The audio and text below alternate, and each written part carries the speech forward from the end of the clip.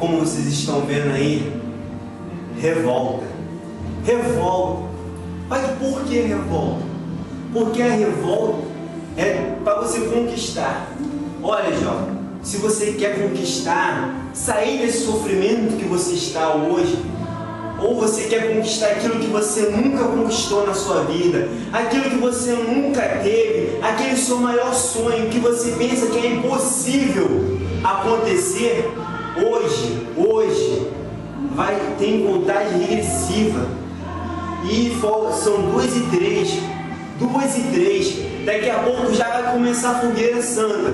Para você que não está na fogueira santa, mas como eu já estou na fogueira santa há muito tempo, para mim já começou. Mas para você que ainda não está, jovem, você não sabe o que você está perdendo. Se eu fosse você, ia na IURD mais próxima da tua casa, ou aqui na Gardenia Azul, qualquer IURD que tiver, qualquer igreja universal, procura um responsável do grupo jovem, um responsável do pastor, não importa qual pastor, um obreiro, e pergunta como é que é a fogueira santa, porque a fogueira santa ela vai mudar a tua vida. Se você lançar da tua vida na fogueira santa, se você derramar o teu sangue, o seu sacrifício, mas um sacrifício de revoltado, um sacrifício de uma pessoa, quando quer mesmo, quando a pessoa fala assim, não, eu quero conquistar esse sonho, eu quero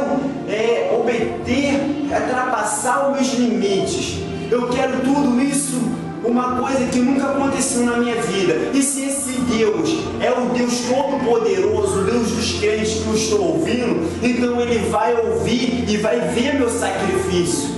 Olha, Deus vai ver o teu sacrifício assim como Ele vai ver o meu. E eu te espero lá. No dia 17 eu te espero lá. Mas eu não sei qual é a IURD que tu vai estar. Eu sei que eu vou estar aqui. E eu quero ver você falar assim, lá no site do Força Jovem Gardenia Azul, olha, eu sacrifiquei, valeu a pena e agora estou arrebentando. Tá ligado, pessoal? Um abraço e fique com Deus.